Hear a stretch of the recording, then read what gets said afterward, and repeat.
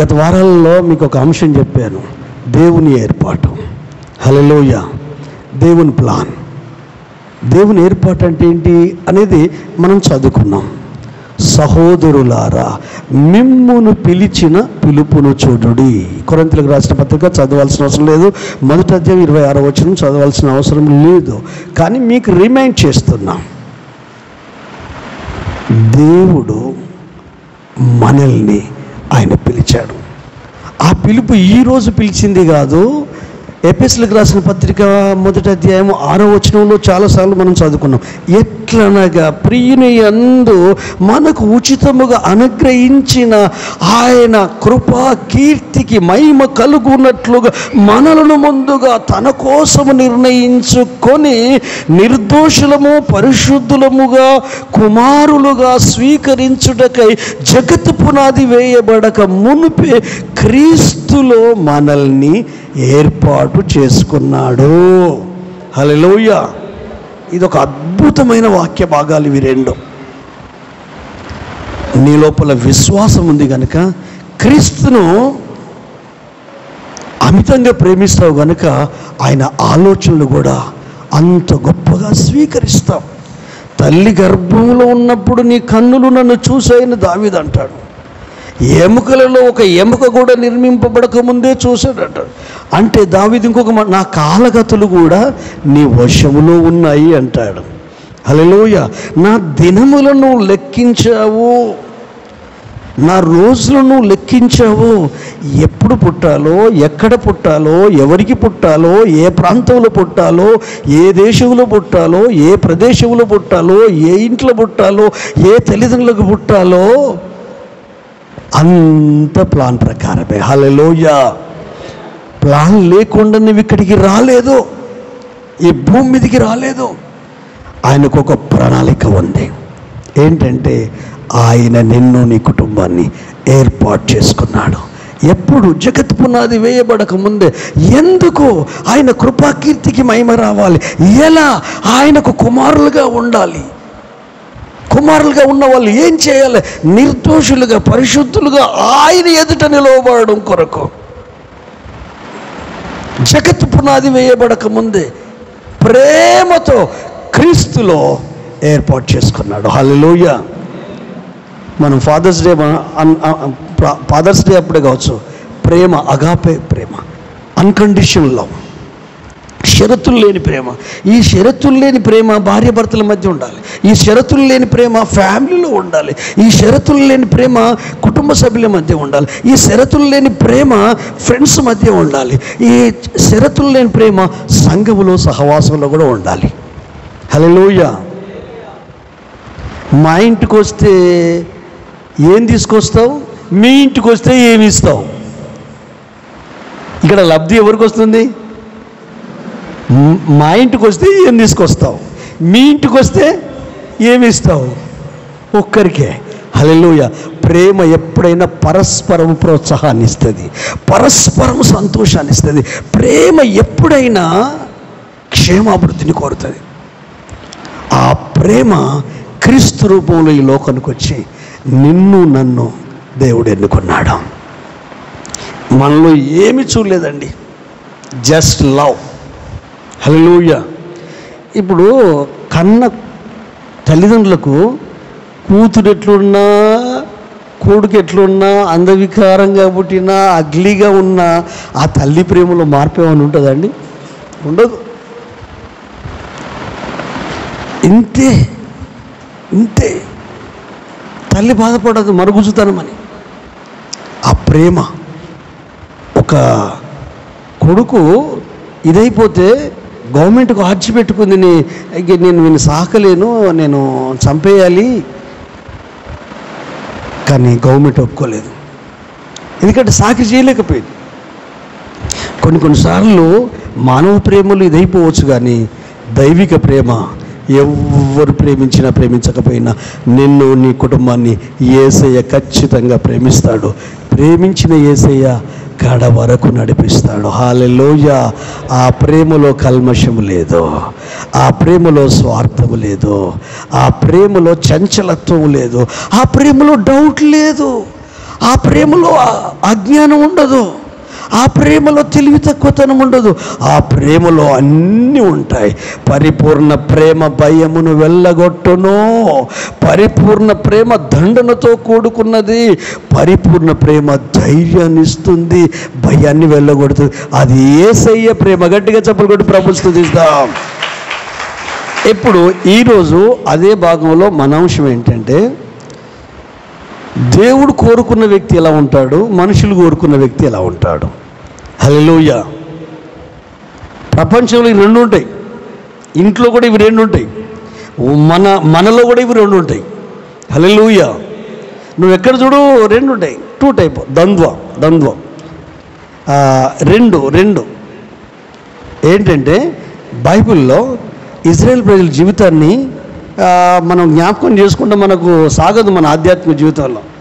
దేవుడు వాళ్ళని ప్రేమించి నడిపించి వాళ్ళకు స్వాస్థ్యాన్ని ఇచ్చాడు, దేశాన్ని. హల్లెలూయా. ఆ స్వాస్థ్యాన్ని యెహోషువ కాలంలో అందరికీ పంచిచ్చాడు. ఈ పంచిచ్చిన సమయంలో అందరూ సమృద్ధిగా ఉన్నారు. డేంజర్ ఇన్ ప్లెంటీ అంటే సమృద్ధిలో ప్రమాదం ఉంటుంది. తృప్తి ఆత్మీయ జీవితంలో శత్రువు అండి. విశ్వాసకి తృప్తి రావద్దు, ఆత్మీయంగా తృప్తి రావద్దు, భౌతికంగా తృప్తి రావద్దు. తృప్తి వచ్చిన వ్యక్తికి కష్టపడాలనిపించదండి, తృప్తి వచ్చిన వ్యక్తికి ప్రార్థన చేయాలనిపించదు, తృప్తి వచ్చిన వ్యక్తికి సువార్త చెప్పాలనిపించదు, తృప్తి వచ్చిన వ్యక్తికి ఇతరులకు యేసు గురించి మాట్లాడాలనిపించదు, తృప్తి వచ్చిన వ్యక్తి బైబిల్ చదవాలనిపించదు, తృప్తి వచ్చిన వ్యక్తి ఆత్మ సంబంధంగా దేవునితో సంబంధం కూడా జీవిస్తాడు. అన్నిటితో అటాచ్ ఉంటుంది, ప్రభుతో అటాచ్ ఉండదు. అంటే మందిరానికి వస్తే అటాచ్ అని అనుకుంటున్నారా? నో, ఇండివిజువల్గా, వ్యక్తిగతంగా. కీర్తనకాడు అంటాడే, దుష్టుల ఆలోచన చొప్పున నడవక, పాపుల మార్గమును నిలవక, అపహాసకులు కూర్చుండక దివారాత్రము ధర్మశాస్త్రముందు ఆనందించుతూ దాన్ని ధ్యానించువాడు ధన్యుడు అని. అదే విషయం యెహోషువకు దేవుడు చెప్తాడు, అరే కొడుకి ఎడమకు తిరుగుకురా బాబు, నీ మార్గం చక్కగా వర్ధిల్ల చేసుకొని నువ్వు ధైర్యంగా నిబ్బరం కలిగి ధైర్యంగా నువ్వు ముందుకెళ్ళి నీ కుటుంబాన్ని ముందుకు నడిపించి ఇన్ని లక్షల కుటుంబాలను నువ్వు ముందుకు నడిపించాలంటే నీవు ఈ ధర్మశాస్త్రాన్ని ధ్యానించాలి, ధ్యానించింది నీ జీవితానికి అన్వయించుకోవాలి. అన్వయించుకుని చేయడానికి నువ్వు తప్పిపోవద్దు, కొడుకి ఎడమకు నువ్వు తొలగొద్దు. ఆత్మీయ జీవితంలో ఇవి మిస్ అవుతాయి, ఇవన్నీ మిస్ అవుతాయి. మిస్ అవ్వడం వలన కొన్ని నష్టాలు ఎదుర్కొంటాం, కొన్ని కష్టాలు ఎదుర్కొంటాం. అందుకే దేవుడు ఒక ఇద్దరి వ్యక్తులను గురించి మన ముందు ఉంచబోతున్నాడు లేఖనాల నుండి. మొట్టమొదటి వ్యక్తి ఎవరంటే మనుషులు కోరుకున్న వ్యక్తి. ఈ చుట్టుపక్కల వాళ్ళు రాజ్యాలను చూసి మనుషులను చూసి మాకు కూడా రాచరిక ప్రభుత్వం ఉంటే బాగుంటుంది, మాకు రాజు ఉంటే బాగుంటుంది అని ఈ ఐగుప్తునుడు వచ్చి ఈ స్వాస్థ్యాలు పంచుకొని ఈ మేఘం కింద నడిచిన వాళ్ళు, ఈ పరలోకపు మన్నాను తిన్నవాళ్ళు, ఆ బండ నుండి నీళ్లు తాగిన వాళ్ళు, హల్లెలూయా, ఇన్ని అనుభవాలున్న ఈ ప్రజలు ఏం చేశారంటే, న్యాయాధిపతుల కాలం అయిపోయిన తర్వాత వాళ్ళు చేసింది ఏంటంటే, మాకు ఒక రాజు కావాలి. హల్లెలూయా. ఎందుకు రాజు కావాలి? ఎప్పుడైనా మీరు గుర్తుపెట్టుకోండి, ఎప్పుడు పోల్చుకోకండి. ఈ పోల్చుకునేది ఆత్మీయంగా సూసైడ్ లాంటిది, భౌతికంగా ఆత్మహత్య లాంటిది. పోల్చుకోవాలంటే, ఇప్పుడు నాకు గొంతు సరిగా ఉండదు, నేను బాలసుబ్రహ్మణ్యం లెక్క పాడుతా అని అన్నాను అనుకో, సరే అనడం పక్కకు పెట్టండి, నేను ఆయనతో పోల్చుకుంటే ఆకాశానికి భూమికి ఉన్నంత తేడా. హల్లెలూయా. ఎందుకు? ఎప్పుడు నీ గొంతు వేరే, నీ వాయిస్ వేరే. నీ గొంతుని ఇష్టపడే వాళ్ళు ఉన్నారు, నా గొంతుని ఇష్టపడే వాళ్ళు ఉన్నారండి. హల్లెలూయా. వాళ్ళు నాకు చెప్పేది ఏంటంటే, మీరు పాట పాడితే కొంచెం అట్లా అనిపించచ్చు, కానీ మీరు మాట్లాడితే మీ గొంతు మంచిగా అనిపిస్తుంది అన్నాను. ఒక్కొక్కరి గొంతు బేసు, ఒక్కొక్కరి స్వరపేటిక, అది డిఫరెంట్. ఎవరు పోలిక కాదు. హల్లెలూయా. ఇక పోలికలో పక్కా మీకు ఎగ్జాంపుల్ చెప్పాలంటే తంబు. కొన్ని మిలియన్స్, ఇంచుమించు 800 కోట్ల ప్రజలలో నీ తంబు ఎవరికి ఉండదండి, వేలిముద్ర. అది యూనిక్. హల్లెలూయా. అదే దేవుని ఏర్పాటు. హల్లెలూయా. నువ్వు అవతల వ్యక్తిలాగా ఉండాలనుకుంటావు, యువతల వ్యక్తిలాగా ఉండాలనుకుంటావు, వీళ్ళలాగా ఉండాలనుకుంటావు, వాళ్ళలాగా ఉండాలనుకుంటావు, ఆ కుటుంబంలాగా ఉండాలంటావు, ఈ కుటుంబం. ఇది మనుషుల పోలిక వద్దు, అది జరగని పని. యేసు వలె ఉండాలనుకోవాలి. హల్లెలూయా. ఎప్పుడు మీరు మనుషులతో పోల్చుకున్నారనుకోండి, మీరు ముందుకెళ్ళరు. ఈరోజు అప్పులు ఎందుకు అవుతున్నాయి, ఈఎంఐలు ఎందుకు అవుతున్నాయి? వాళ్ళు ఎల్సిడి టీవీ కొన్నారు, మనకెందుకు లేదు? మనం తీసుకుందాం. వచ్చే సంపాదన ఎంత? 10,000. ఆ టీవీకి ఎంత? ₹1,00,000. కుటుంబంలో ఉండేది ఎంత? వీళ్ళ ప్రాణానికి 2 పిల్లలు. ఏం చేయాలి? ఎక్కడ ఖర్చులు తగ్గించాలి? అది అన్నం పెట్టేదా? కోరిక. ఎందుకు కోరిక పుడుతుంది? అవతలను చూస్తే కోరిక పుడుతుంది, ఆ కుటుంబాన్ని చూస్తే కోరిక. వాళ్ళు బైక్ కొన్నారు, నేను బైక్ కొనాలి. బైక్ అవసరమా? తెలియదు. వానికి ఉంది కాబట్టి నాకు నామోషి అనిపిస్తుంది బైక్ లేకపోతే. వాళ్ళు కారు కొన్నారు, వాళ్ళు కారు కొంటే నేనెందుకు కారు కొనొద్దు? ఇప్పుడు దేవుడు ఇవ్వాలనుకున్నప్పుడు ఇస్తాడు, దాన్ని పొందుకోవడం కొరకు పరిగెత్తకు, చిక్కులలో పడతావు. అంటే ఇది సూక్ష్మంగా ఉంటుంది, మనకు తెలియకుండానే నిత్యము మన మనసులో అంతర్యుద్ధం జరుగుతూ ఉంటుంది. ఎప్పుడు పోల్చుకుంటూ ఉంటాం. ఈరోజు ఆ పోలిక కనుమరుగైపోవాలి. నువ్వు స్పెషల్. హల్లెలూయా. నీ ఫేస్ స్పెషల్, నీ జ్ఞానం స్పెషల్, నీ వివేకం స్పెషల్, నీ బుద్ధి స్పెషల్, నీ గొంతు స్పెషల్, నీ తంబు స్పెషల్. ఎవరికి వారే స్పెషల్. హల్లెలూయా. నేను మీకులాగా ఉండలేను, మీరు నాకులాగా ఉండలేను. హల్లెలూయా. కానీ పరిశుద్ధాత్మతో కలిసి ఒకేలాగా ఆలోచించవచ్చు, ఒకేలాగా దేవుని సన్నిధిని పొందుకోవచ్చు. హల్లెలూయా.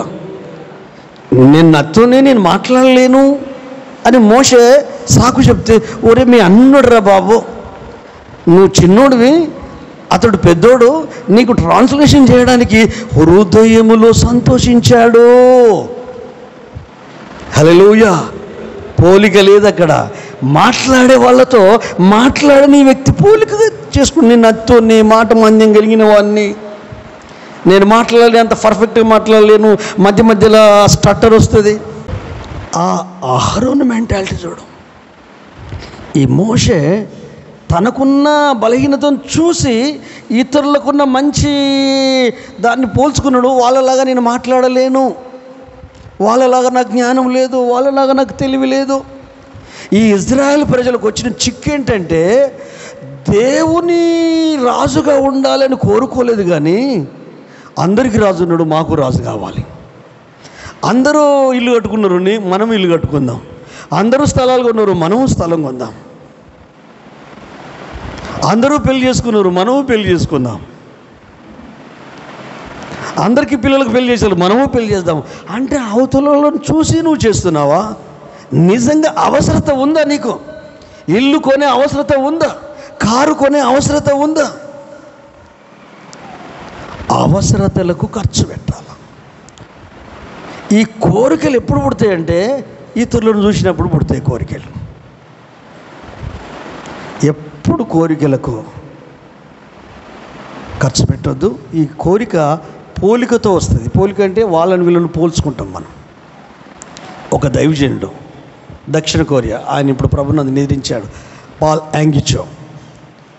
ఆయన ప్రార్థన చేసి సేవ జరుగుతలేదట, పరిచర్య జరుగుతలేదట. ప్రభువా, ఓరల్ రాపటి వాళ్ళే మాట్లాడుతున్నాడు, ప్రసంగం చేస్తున్నాడు, బిల్లి గ్రామం వల్లే ప్రసంగం చేస్తున్నాడు. ఇట్లా ఒక్కొక్క పెద్ద పెద్ద టాప్ మోస్ట్ పాస్టర్ల వరి సంఘంలో మాట్లాడుతున్నాడు.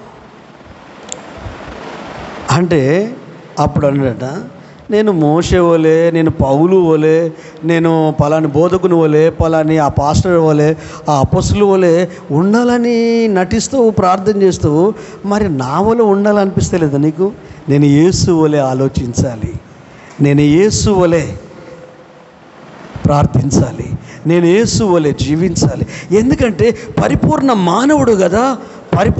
మానవుడు కదా, ఆయన నీకులాగా నాకులాగా రక్త మాంసాలతో జన్మించాడు కదా, 33.5 సంవత్సరాలు ఈ భూమి మీద జీవించాడు కదా, ఫ్యామిలీలో ఉన్నాడు కదా, సాధక బాధకులు ఆయనకు తెలుసు కదా, తండ్రి కష్టపడుతుంటే వడ్రంగి పనిలో యేసయ్య సహాయం చేశాడు కదా, ఆయన తర్వాత పుట్టిన తమ్ముళ్లకు చెల్లెళ్లకు వెన్నుదన్నుగా ఉన్నాడు కదా, 30 సంవత్సరాల వరకు కుటుంబ బాధ్యతలన్నీ మోసాడు కదా, నీకులాగా మనకులాగా.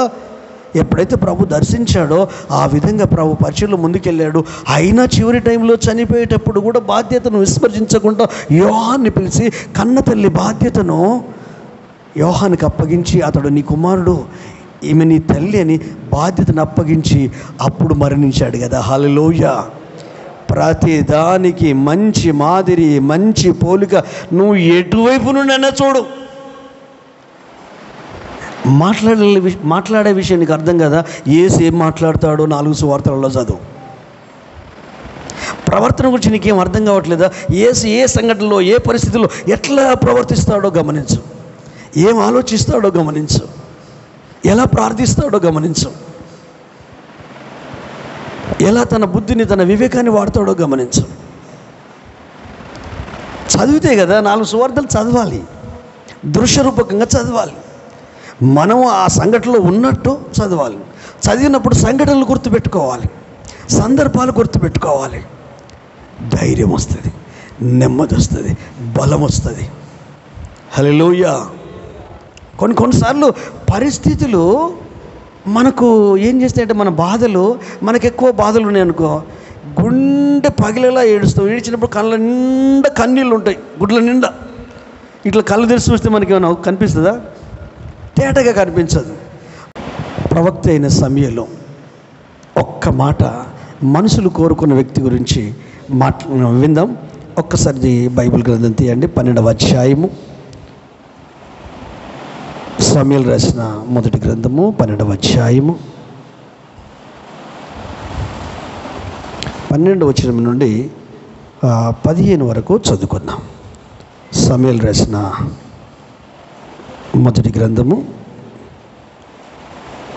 అయితే అమ్మోనీయుల రాజైన నాహాసు మీ మీదికి వచ్చుట మీరు చూడగానే మీ దేవుడైన యెహోవా మీకు రాజయ్యున్నను, ఆయన కాదు, ఒక రాజు మమ్మను ఏలవనని మీరు నాతో చెప్పితిరి. కాబట్టి మీరు కోరి ఏర్పరచుకొనిన రాజు ఇతడే. యెహోవా ఇతనిని మీ మీద రాజుగా నిర్ణయించి ఉన్నాడు. మీరు యెహోవా యందు భయభక్తులు కలిగి ఆయన మాటని విని ఆయనను సేవించి ఆయన ఆజ్ఞను భంగము చేయక మీరును మిమ్మును ఏలు రాజును మీ దేవుడైన యెహోవాను అనుసరించిన ఎడల మీకు క్షేమము కలుగును. అయితే యెహోవా మాట వినక ఆయన ఆజ్ఞను భంగము చేసిన ఎడల యెహోవా హస్తము మీ పితరులకు విరోధముగా నుండునట్లు మీకును విరోధముగా నుండును. ఆమేన్. సమూయేలు చెప్తున్నాడు, అయ్యా మీరు యెహోవే మిమ్మల్ని నడిపించాడు, ఇన్ని చేసిన దేవుణ్ణి రాజుగా మీరు ఎన్నుకోలేదు, కానీ మనుషులు మిమ్మల్ని ఏలాలని మీరు కోరుకుంటున్నారు. మీరు కోరుకొని ఏర్పరిచిన రాజు ఇతడే. దేవుడు ఏర్పరిచిన చెప్పట్లేదు. హల్లెలూయా. మనకొచ్చిన ఆశలు, ఆశయాలు, ఆలోచనలను అవతల వాళ్ళకు చెప్పి మనం నెరవేర్చుకోవడం. హల్లెలూయా. దేవుడు సౌలును ఏర్పాటు చేయలేదు, కానీ రాజు కావాలంటే అప్పుడు సౌలు మీదకి మనసు పోయింది. డైరెక్ట్ సౌలు మీదకి దేవునికి మనసు పోలేదు. ఈ ప్రజలు కోరుకున్నారు, మనుషులు కోరుకున్న రాజు. దాదాపు మనకున్న కోరికలను, మనకున్న ఆశలను ముందే అవతల వాళ్ళు చెప్తాం. హల్లెలూయా. మనం అడగం కానీ చెప్తాం. ఏమని చెప్తాం?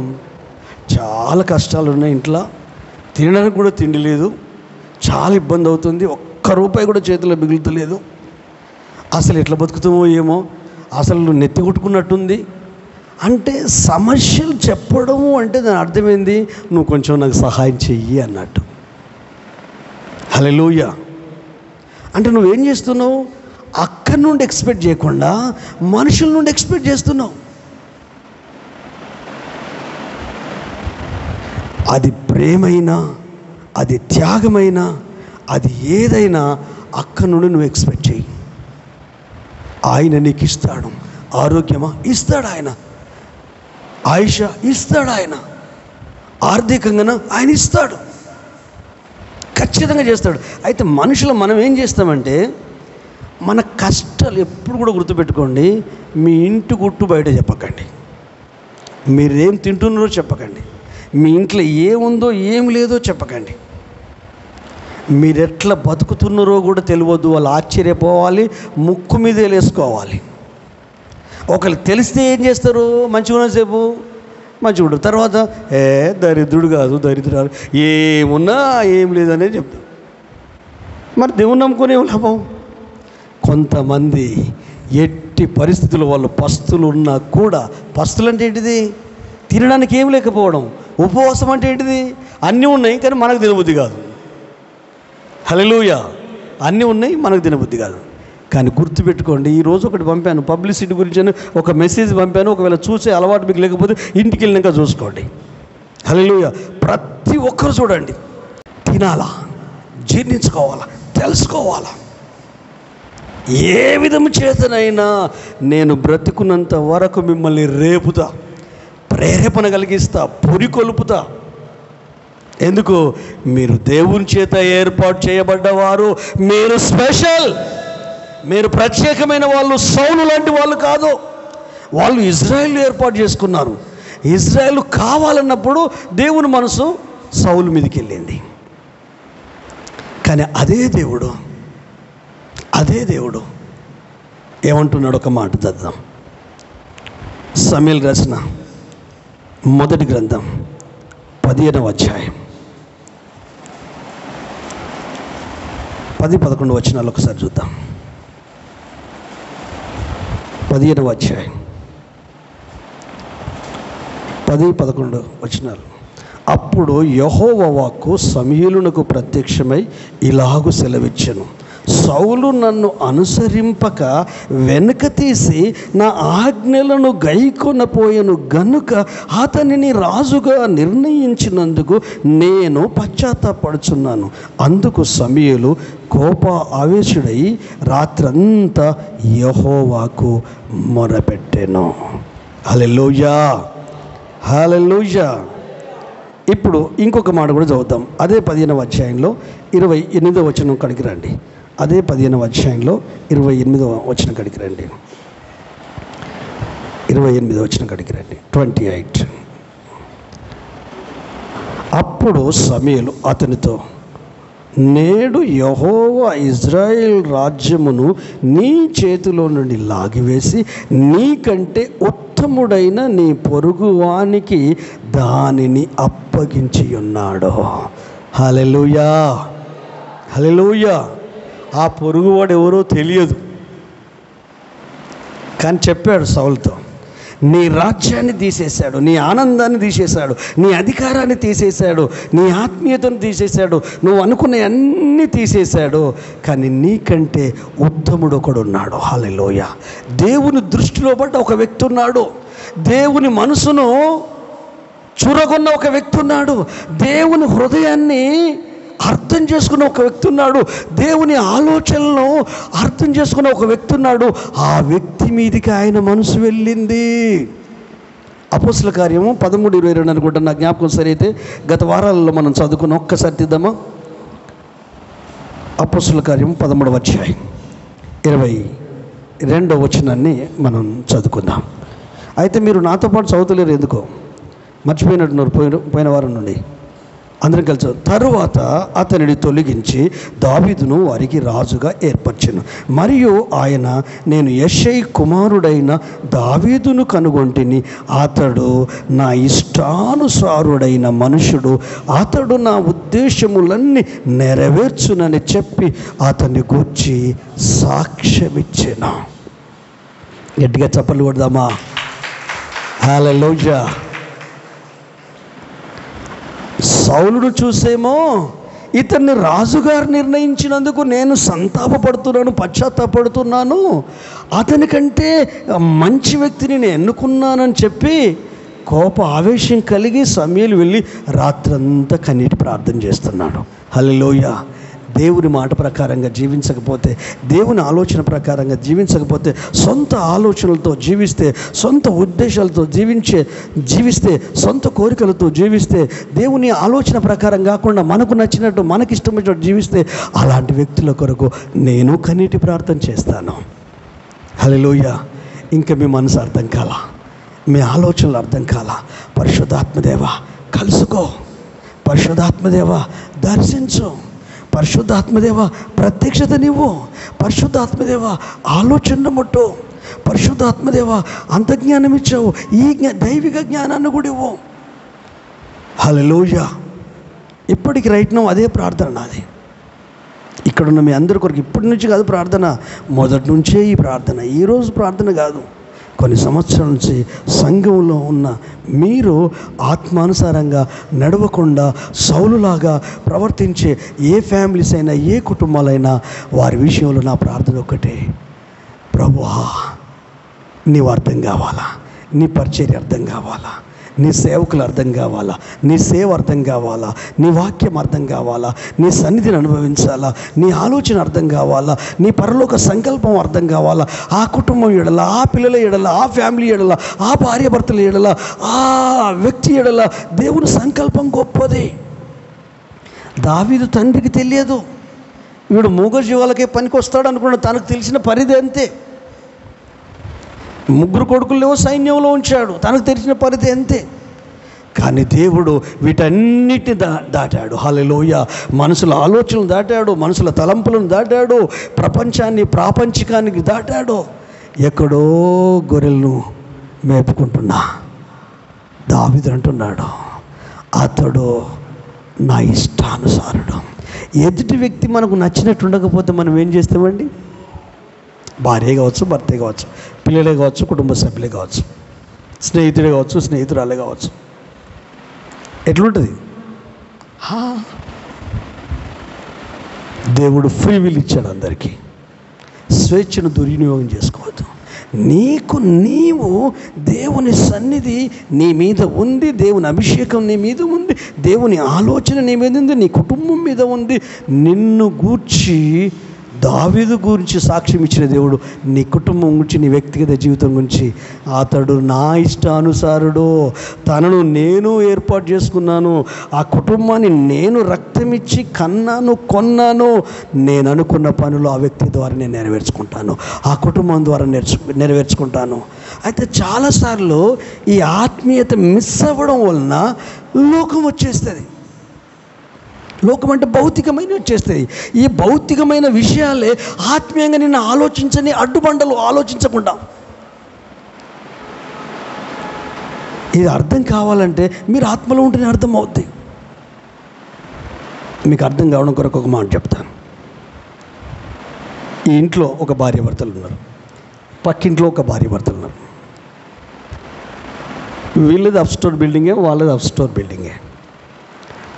ఎందుకో ఏమో ఎప్పుడు మాట్లాడిన భర్తతో ఈ భార్య ఆ పక్కింటి ఆమె గురించే మాట్లాడుతుంది. ఏమని మాట్లాడుతుంది? ఏం మనిషి ఆమె, ఆ చీర ఏంది, ఆ జాకెట్ ఏంది, ఆ పిల్లల్ని అట్లేనా తయారు చేస్తే? ఎవరితో మాట్లాడుతుంది ఈమె? తన భర్తతో మాట్లాడుతుంది. అట్లేనా? అగో చూడు, అగో ఆ కిటికీలకి, ఇలాంటి కిటికీ, ఆ కిటికీలు చూస్తే అది చూడు, బట్టలు అట్లనే ఉతికితే చూడు ఎంత మురుకున్నాం. ఆ పిల్లల బట్టలు అట్లేనా? భర్త తెలికల్లోడు ఏమనట్లేదు, ఏమనొద్దు కూడా. అంటే ఉండనిస్తుందా అనలు? హల్లెలూయా. నిద్రపోనిస్తుందా? ప్రశాంతంగా నిద్రపోదా? ఉండొచ్చు మంచోళ్ళు, గుమ్మడికాయ కంటే భుజాలు పిసుకోకండి. ఒకవేళ అట్లా ఉంటే నువ్వు మారు, నో ప్రాబ్లం. హల్లెలూయా. అయితే ఒక్కరోజు అంటే ఈమెకు ఆ ఎదుటి వ్యక్తి నచ్చనప్పుడే ఆ వ్యక్తి లోపల లోపాలను చూస్తాం. నువ్వు ఇష్టపడి చూడు, లోపాలకంటే ఎక్కువ మంచి విషయాలు ఉన్నాయి. నువ్వు ఇష్టపడి చూడు, ఇదొక భావంలో జరుగుద్ది. నువ్వు ఇష్టపడి చూడు. ఇష్టం అంటే ఎందుకు అవతల వ్యక్తిని ఎందుకు తప్పుపడుతున్నావు? ప్రతి చిన్నదాన్ని చీటికి మాటికి. మరి భర్త చెప్పలేడు. సరే ఎందుకని మెల్లగా ఏం చేశాడంటే, ఈ కవర్ ఉంది కదా, అటు డిమ్మకు పడుతుంది, దీన్ని తీసే కిటికీలు తీసేసాడు. ఆ కిటికీలు ఉంటాయి కదా అద్దవి, ఆ కిటికీలు తీసేశాడు. ఆ రోజు మళ్ళీ చూస్తే దగదగ మెరుస్తున్నాయట, రీల్స్ ఆఫ్ పెట్టినట్టు. ఏమండి చాలా చక్కగా ఉతికిందండి బట్టలు, ఆహా ఏం బాగున్నాయని ఈ మనిషి చెప్తుంది. ఏమల్లి ఒక్క నిమిషం కూర్చోవే, ప్రాబ్లం ఆమె లోపల లేదే, ప్రాబ్లం బట్టల లోపల లేదే, కిటికీ లోపల ఉంది ప్రాబ్లం. నువ్వు మంచిదానివే పాపం, కానీ ఆ అడ్డుకున్న కిటికీ. వీడు మాయమైంది కానీ నా కొడుకు. హల్లెలూయా. అయితే రాబిడా నువ్వేదో చెప్పినావు, ఈ టీవీ మేము కారులో పోతుంటే ఈ చిన్నపిల్లల కార్టూన్ ఏదో అది యూట్యూబ్ పెట్టిండు ఫోన్లో, ఏది మన కార్లోనే టీవీ ఉంది, సంపతన్న కారులో. అదేంటిదిరా, మనసుకు పెట్టిన మరక ఏ సబ్బుతో ఉతికినా పోదట, కానీ వాక్యమైన సబ్బుతో ఉతికితే పోతుంది. హల్లెలూయా. నా వాక్యము సాకలి వాని సబ్బు వంటిది కాదా? వాక్కులో ఉన్న దేవుని భావాన్ని నీ వ్యక్తిగత జీవితానికి అన్వయించుకుంటే ఎంత ఆరోగ్యంగా ఉంటావు, ఎంత ఆనందంగా ఉంటావు, ఎంత సంతోషంగా ఉంటావు. ఇంత క్లారిటీగా చెప్పేవాళ్ళు మీకు లేకపోవచ్చు. ఈరోజు చెప్తున్నాడు కదా దేవుడు. హల్లెలూయా. ఇదంతా నా స్వీయ అనుభవంలో నుండి చెప్తున్నాను, నేను ఆచరించి చెప్తున్నాను, నేను ఎక్సర్సైజ్ చేసి చెప్తున్నాను, నేను అనుసరించేది చెప్తున్నాను. ఎందుకంటే కొన్నిసార్లు మనసు మసకబారిపోద్ది. మనసు మసకబారిపోతే మేఘం రాత్రి కమ్మి రాత్రంతా ప్రశాంతమైన వర్షం వచ్చింది, మన హౌస్ నిండింది. మరి మనసు మసకబారిపోతే భార్య తెలియదు, భర్త తెలియదు, పిల్లలు తెలియదు, ఫ్యామిలీ తెలియదు, స్నేహితులు తెలియదు, ప్రాణ స్నేహితులు తెలియదు, సంఘం తెలియదు, సహవాసం తెలియదు, సేవకులు తెలియదు, ఆత్మీయులు తెలియదు, ఏమి తెలియదు. తెలియకుండానే అజ్ఞానంగా ప్రవర్తిస్తాం.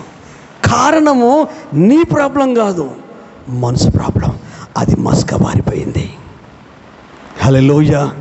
కానీ దేవుడు అంటున్నాడు, దావీదును చూసినప్పుడు అతడు నా హృదయానుసారి, అతడు నేను కోరుకున్న వ్యక్తి, నేను కనుగొన్నాను. హల్లెలూయా. బంగారాన్ని కనుగొన్నారు. సృష్టిలో ప్రతిదీ ఉంది, ఉన్నదాన్ని కనుగొన్నారు. నీలో లేదని కాదు, నీలో ప్రతిదీ ఉంది, నీవే కనుగొనాలి. హల్లెలూయా.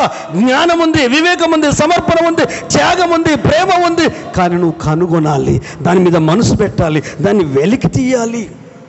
అన్ని భూమిలోనే కదండి, పెట్రోల్, డీజిల్, బొగ్గు, బంగారం, ఇనుప గనులు, ఖనిజాలు అన్నీ నేలలోనే ఉన్నాయి కదండి, ఆకాశం నుండి రావు కదా. నీ హృదయమే నేల. నిన్ను సృష్టించినప్పుడు దేవునిలాగా, దేవుని వలె అంత దైవిక జ్ఞానంతో, అంత దైవిక ప్రేమతో, అంత దైవిక విలువలతో నిన్ను పుట్టించాడు భూమి మీద. పెరుగుతుంటే పిల్లోడు ఎట్లా ఆలోచించి మాటలు మాట్లాడు నేర్చుకుంటాడో, నీ లోపల నిద్రానంగా దాగి ఉన్న పరలోకపు ధననిధి, విలువల ధననిధి, విలువలనే వలువలంటే వస్త్రాలు మన అందాన్ని, మన నగ్నత్వాన్ని ఎట్లా కప్పి ఇతరులు చూసి చేతులెత్తి మొక్కేటట్టు మన వస్త్రధారణ ఉందో, ఆ విధంగా మన భావాలు ఉండాలి, మన ఆలోచనలు ఉండాలి, మన నిర్ణయాలు ఉండాలి, మన అభిప్రాయాలు ఉండాలి. అది దేవుడు ఏర్పాటు చేసుకున్న వ్యక్తికి దేవుడు ఇచ్చాడు. అవి ఈరోజు మనల్ని మనం చూసుకుందామా? ఈరోజు నుండి నీ అభిప్రాయమే మారిపోద్ది, నీ ఫ్యామిలీకి వెళ్ళగానే, నీ కుటుంబంలోకి వెళ్ళగానే ఎప్పుడు చూడు కొంతమంది కుటుంబంలో చికాకు చిరుపురులు ఆడుతూ ఉంటాడు. చిరుపురులు ఓ 10 నిమిషాలు ఇంట్లో ఉన్నాడు మనిషి, ఆ 10 నిమిషాలు భూకంపాన్ని సృష్టించి బయటకు వెళ్తాడు, మళ్ళీ ఎప్పుడో సాయంత్రం వస్తాడు. ఏంటి అది? తెలిసి చేస్తున్నావా, తెలియక చేస్తున్నావా? జ్ఞానం ఉందే, 10 మంది చెప్తావే బయట. హల్లెలూయా. ఎంతోమందికి బుద్ధి చెప్తావే,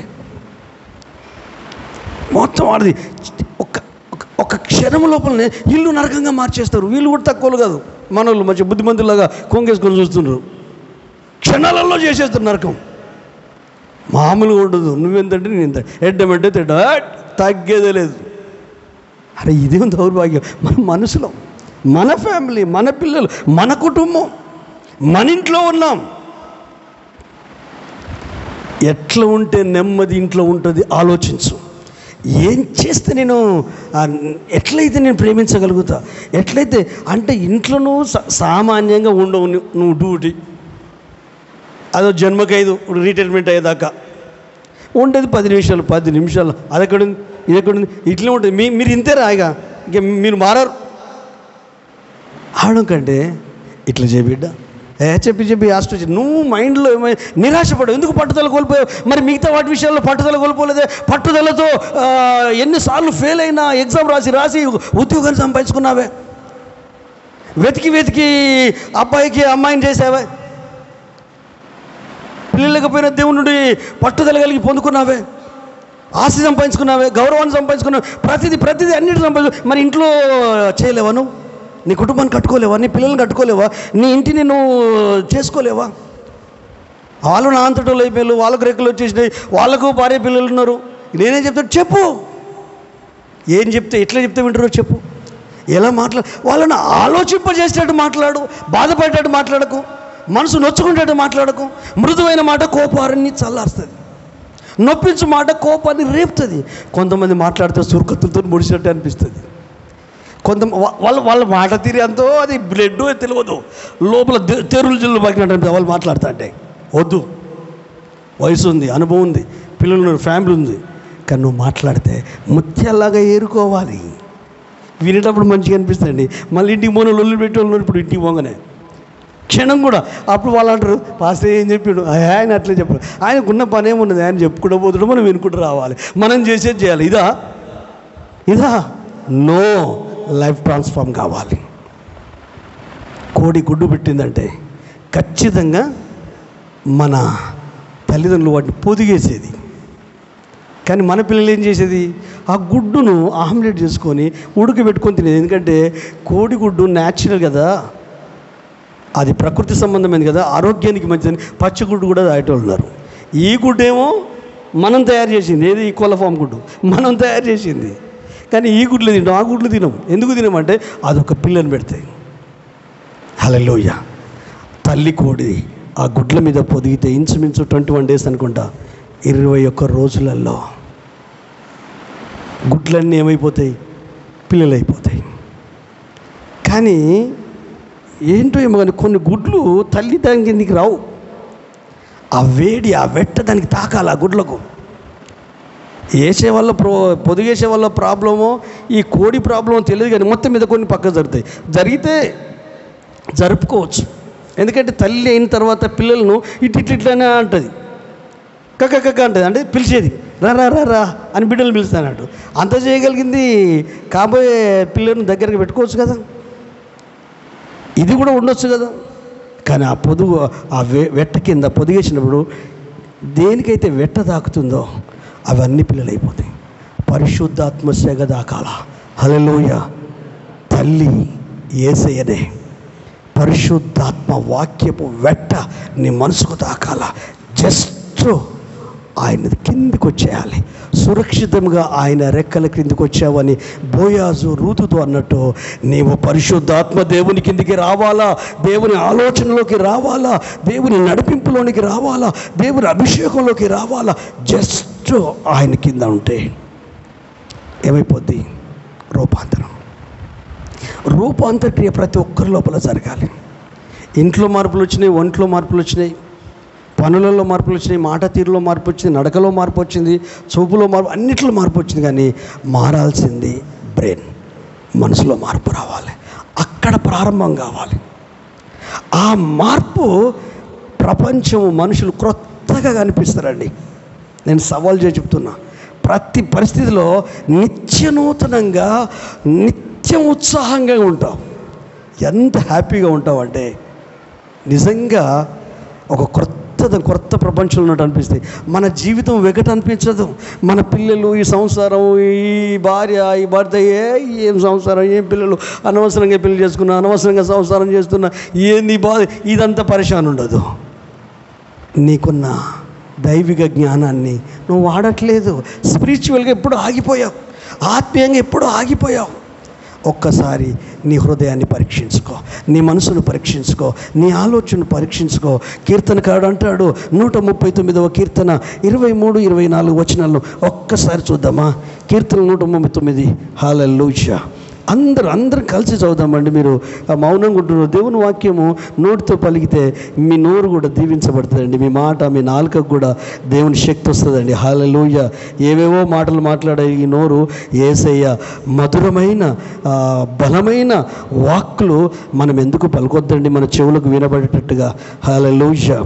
అందరం 139వ కీర్తన భాగంలోనికి రండి. 23, 24 వచనాలు చదువుకుందాం. అందరూ నాతో పాటు కలిసి. దేవా, నన్ను పరిశోధించి నా హృదయమును తెలుసుకొనుము, నన్ను పరీక్షించి నా ఆలోచనను తెలుసుకొనుము. నీకు ఆయాసకరమైన మార్గము నా యందున్నదేమో చూడుము, నిత్య మార్గమున నన్ను నడిపింపుము. కృతజ్ఞతలు చెల్లిద్దామా? హల్లెలూయా, హల్లెలూయా. అర్హుడవు నీవయ్యా, పూజ్యుడవు యేసయ్యా, వాత్సల్యపూర్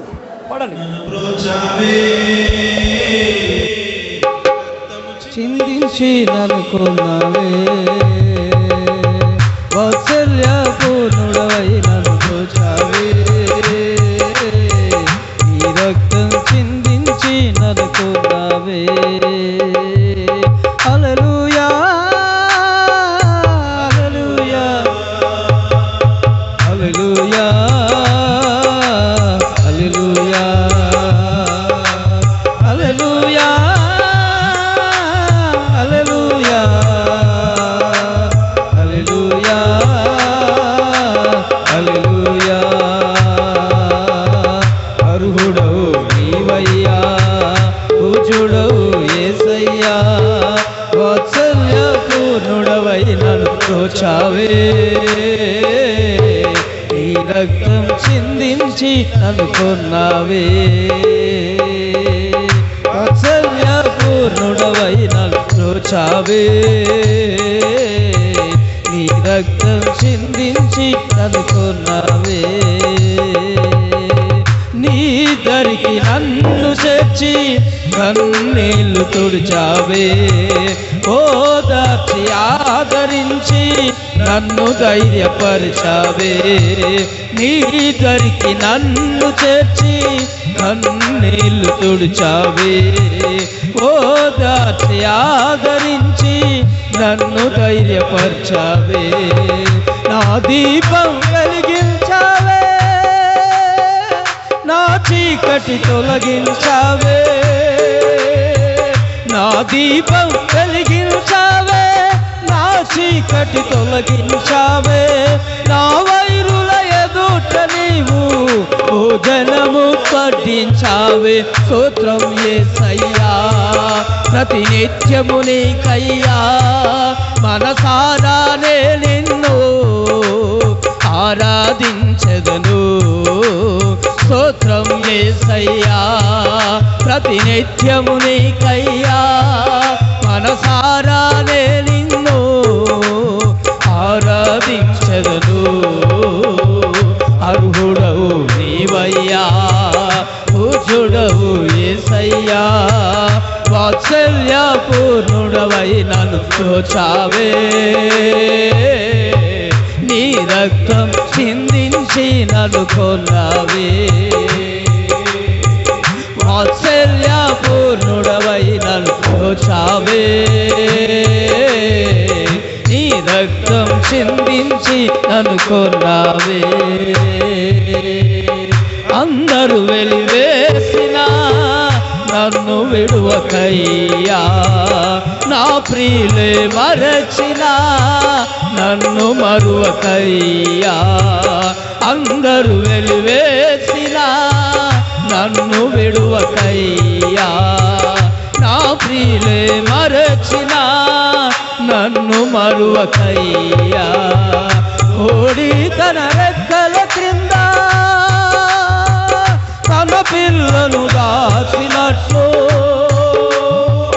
కోడి తన రెక్కల కింద తన పిల్లను దాచినట్లు నీ దయతో నన్ను కప్పి భద్రంగా కాపాడయ్యా. స్తోత్రము యేసయ్యా, ప్రతినిత్యము నీకయ్యా. మనసారానే నిన్ను ఆరాధించెదను. స్తోత్రం యేసయ్యా, ప్రతినిత్యము నీకయ్యా. మనసారానే నిన్ను ఆరాధించెదను.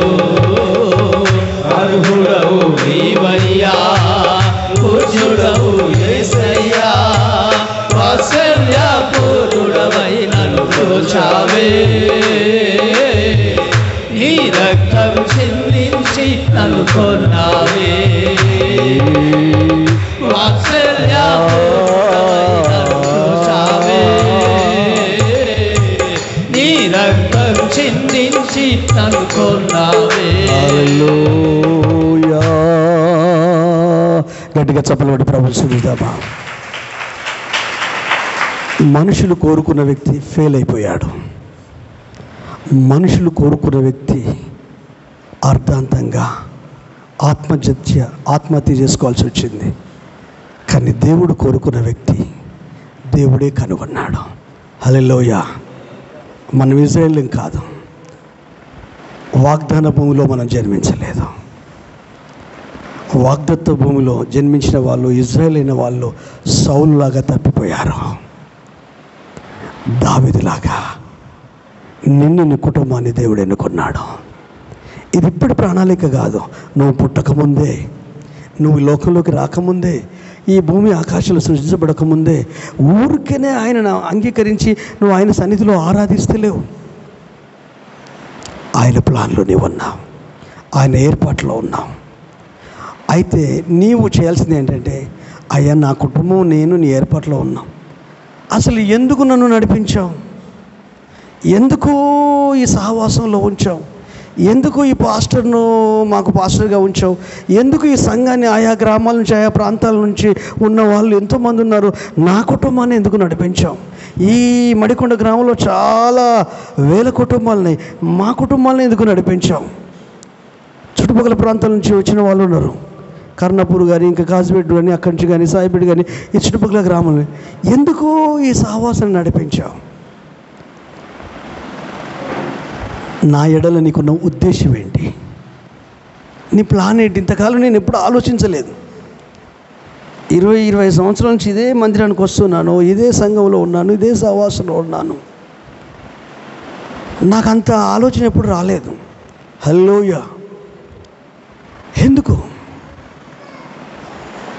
దావీదులాగా ఎన్నుకున్నావంటే నీ ఉద్దేశం ఏంటి? నీ ఆలోచన ఏంటి?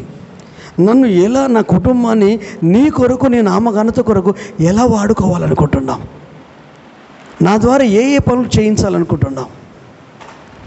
నా ద్వారా ఏ ఏ కార్యాలు జరిగించాలనుకుంటున్నావు? నా ఇంట్లో కానీ, నా కుటుంబంలో కానీ, నా సహవాసంలో కానీ, నా చుట్టుపక్కల నా బంధువుల మధ్యలో కానీ నీ ఉద్దేశం ఏంటి? నువ్వు కనుగొన్నావు, ఏర్పాటు చేసుకున్నావు. బయలుపరచవా దేవా అని ఈరోజు నుండి ప్రార్థిస్తామా? నేను నమ్ముతున్నాను నీ మనసులో ఉన్న బరువు కూడా తొలగిపోయింది. కొన్ని ఆలోచనలు నువ్వు మోస్తున్నావు, కొన్ని అభిప్రాయాలు నువ్వు మోస్తున్నావు. పడుకున్నా పడుకోకపోయినా, తిన్నా తినకపోయినా, డ్యూటీకి వెళ్ళినా వెళ్ళకపోయినా, అది కుటుంబ సంబంధమైన ఆలోచన అనే బరువు కావచ్చు, ఫ్యామిలీకి సంబంధించిన ఆలోచన అనే బరువు కావచ్చు, వ్యక్తిగత జీవితానికి సంబంధించిన ఆలోచన అనే బరువు కావచ్చు, నీ ఆరోగ్యానికి సంబంధించిన ఆలోచన అయినా బరువు కావచ్చు. అవి ఏ బరువులైనా నీకు నెమ్మది లేకుండా చేస్తాయి. నిన్ను ప్రశాంతంగా నిద్రపోనవు. ఆయన ఎన్నుకున్నాడు కదా నిన్ను, ఆయన కోరుకున్నాడు కదా నిన్ను. ఆయన నీ కొరకు ప్రాణం పెట్టాడు కదా, ఆయన తన జ్ఞానంతో నేను నింపాడు కదా, తన ఆశీర్వాదం ఇచ్చాడు కదా, ఆయుష్ను పొడిగించాడు కదా, ఆరోగ్యాన్ని ఇచ్చాడు కదా. సమాజంలో, సంఘంలో ఒక స్థానాన్ని దేవుడు ఇచ్చాడు కదా.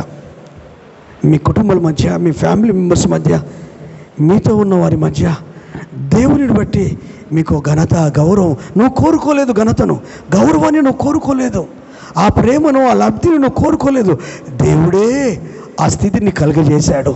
ఆ స్థితి యందు నువ్వు ఆనందించే వ్యక్తివి కాదు, కానీ నీకున్న స్థితిని చూసి కృతజ్ఞతలు చెల్లిస్తూ, తగ్గించుకుంటూ, ఆయన నామాన్ని గణపరుస్తూ, ఆయననే హత్తుకుంటూ, ఆయన కొరకు జీవించాలనుకునే నీ జీవితంలో ఆయన ఏం సంకల్పించాడు, ఆయన ఏం ఆలోచించాడు, ఏం చేయాలనుకుంటున్నాడు నీ ద్వారా, నీ కుటుంబంలో ఏం చేయాలనుకుంటున్నాడు, సంఘంలో ఏం చేయాలనుకుంటున్నాడు, సమాజంలో ఏం చేయాలనుకుంటున్నాడు, ఇరుగు పొరుగు వారికి ఏం చేయాలనుకుంటున్నాడు, ఆయన ప్లాన్ ఏంటి, ఆయన ప్రణాళిక ఏంటి, దేవుడు ఏ ఉద్దేశంతో నిన్ను రక్షించాడు, ఏ ప్లాన్తో, ప్రణాళికతో ఆయన ఉద్దేశములు నెరవేర్చబడుతున్నాయా, పరిపూర్ణ మార్పు పొంది పరలోకానికి సిద్ధమవ్వడమే ఆయన ఉద్దేశమేమో, నీ జీవితాన్ని, నీ బ్రతుకును కట్టుకొని ఆయన రాకడ కొరకు ఎదగడమో నీ ఉద్దేశమేమో. ఇంకా ఏ ఏ ఉద్దేశాలు ఉన్నాయో ఒక్కసారి ప్రభుని అడుగుతావా? ఈ క్షణం నుండి అడుగుతావా? అయ్యా, నాకు అర్థం కాలా. మనుషులు కోరుకున్న వ్యక్తి అర్థంతంగా ఆగిపోయాడు. మనుషులు కోరుకున్న వ్యక్తి నీ మాటను పెడచెవిన పెట్టాడు. దానివల్ల ప్రజలు ఇబ్బందుల పాలైపోయారు. యాజకులు చేయాల్సిన పని బలర్పించాడు. మనుషులు కోరుకున్న వ్యక్తి అందంగా, హైట్, పర్సనాలిటీ, భుజుల మట్టుకు ఎత్తు ఉన్న ఆ కుటుంబమే ఎన్నుకున్నాడు. కానీ ఈ బయటికి కనిపించే ఈ బాహ్య రూపం కంటే మా మనసు గొప్పదయ్యా, మా ఆలోచన గొప్పదయ్యా, మా ఆత్మ గొప్పదయ్యా. నువ్వెందుకు నన్ను రక్షించుకున్నావు? హల్లెలూయా. ఎందుకు ఈ స్థలంలో నాటావు? ఎందుకు ఈ మందిరంకు నడిపిస్తున్నావు? ఎన్నో మందిరాలు ఉన్నాయి కదయ్యా.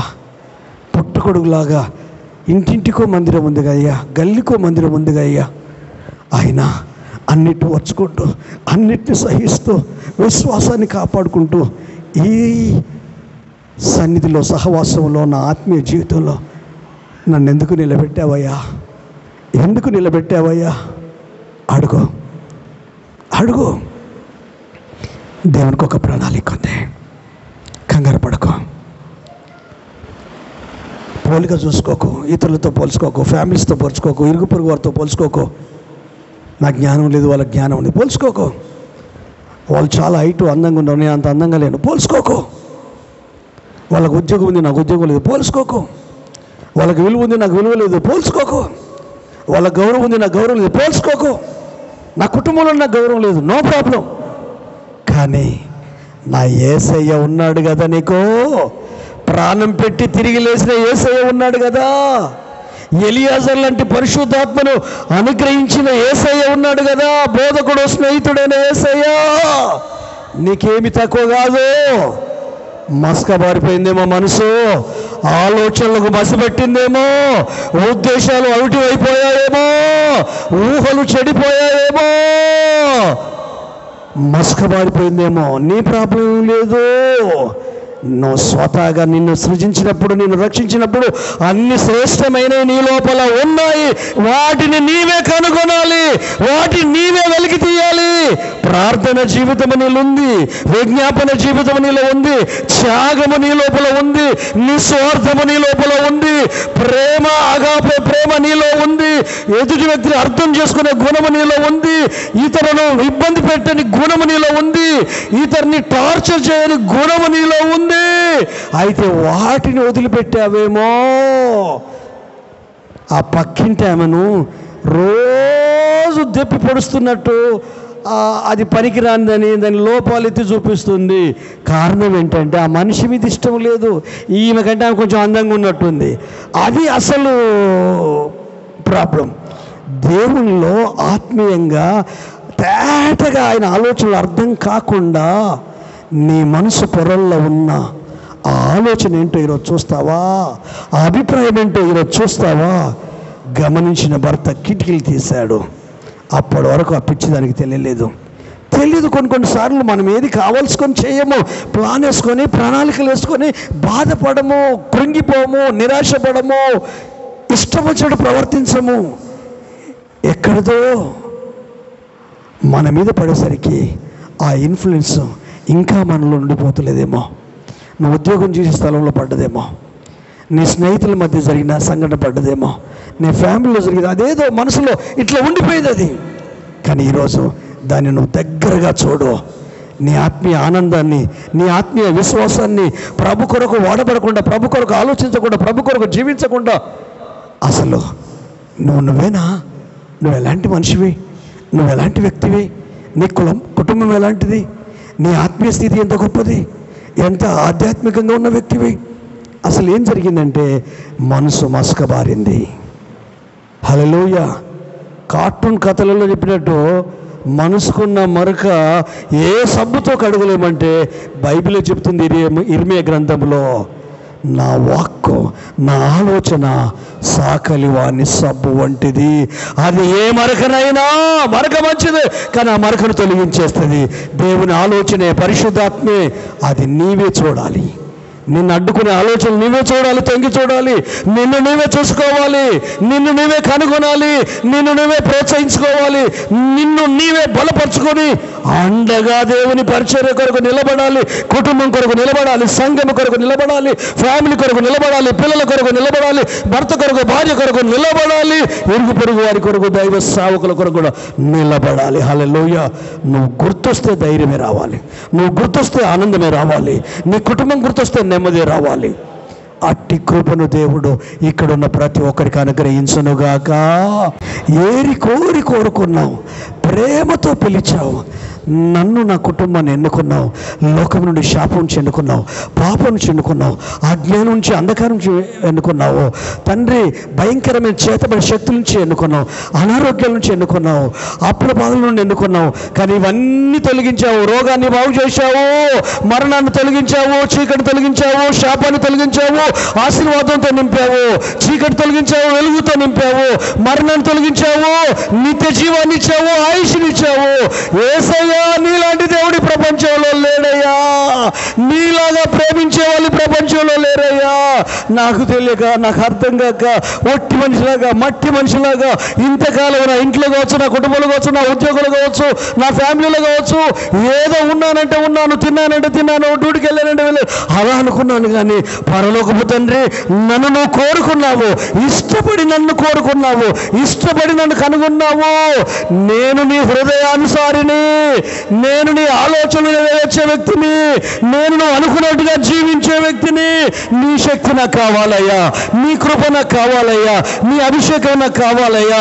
నా మనసును ముట్టవా, నా హృదయాన్ని ముట్టవా, నా ఆలోచనలు ముట్టవా తండ్రి. చాలా బరువులున్నాయ్యా, బాధ్యతలున్నాయ్యా, కృంగిపోయానయ్యా, నిరాశలో ఉన్నానయ్యా, మూర్ఖునిగా మారిపోయానయ్యా, మూర్ఖురాలుగా మారిపోయానయ్యా, అంధవిశ్వాసం వచ్చిందయ్యా, అజ్ఞానంగా ఉన్నానయ్యా, ఒక రకమైన అమాయకత్వంలోకి వెళ్ళిపోయానయ్యా. నాకు తెలియదు, నిన్ను చూసే కళ్ళు లేవు, నిన్ను అర్థం చేసుకునే మనసు లేదు, నీ వాక్కు నాకు అర్థమయ్యే స్థితి నాకు లేదు. సాతాను పని అయ్యా, ఇది సాతాను పని అయ్యా, దయ్యం పని అయ్యా. సమస్యల మీదకి నెట్టేశాడయ్యా నన్ను, నాకు వచ్చిన కష్టాల మీదకి నెట్టేశాడయ్యా, నాకు వచ్చిన ఇబ్బందుల మీదకి నెట్టేశాడయ్యా, నాకున్న అవమానాల మీదకి నెట్టేశాడయ్యా. నన్ను నా ఫ్యామిలీ అర్థం చేసుకోకపోయేసరికి బాధపడ్డానయ్యా, నన్ను నా కుటుంబమే అర్థం చేసుకోకపోయేసరికి బాధపడ్డానయ్యా, కట్టుకున్న నా భర్త అర్థం చేసుకోకపోయేసరికి బాధపడ్డానయ్యా, కట్టుకున్న భార్య నన్ను హింసించే వరకు బాధపడ్డానయ్యా. అది మసివారిపోయిందయ్యా, నా మనసు మసకబారిపోయిందయ్యా. నువ్వు మంచోడివి, నీ ప్రేమ మంచిది, నీ అభిషేకం గొప్పది, నువ్వు ఇచ్చిన జ్ఞానం గొప్పది, నువ్వు ఇచ్చిన కుటుంబం గొప్పది, నువ్వు ఇచ్చిన పిల్లలు గొప్పవారు, వెళ్తున్న సంఘం గొప్పది, సహవాసం గొప్పది. దేవా, నువ్వు ఇచ్చిన దైవజనులు కూడా గొప్పవాళ్ళు. ప్రాబ్లం అంతా నాలోనే ఉంది. Forgive me Lord. క్షమించవా యేసయ్యా. ఎల్లప్పుడూ సిద్ధ మనసుకు వెళ్ళిన వాడు. ప్రార్థన చేద్దామా? రెండు చేతులు జోడించి హల్లెలూయా. రండి, చిన్న ప్రార్థన చేస్తాను. చివరి ప్రార్థన చేయకముందు ఎవరికి వారు 1 minute.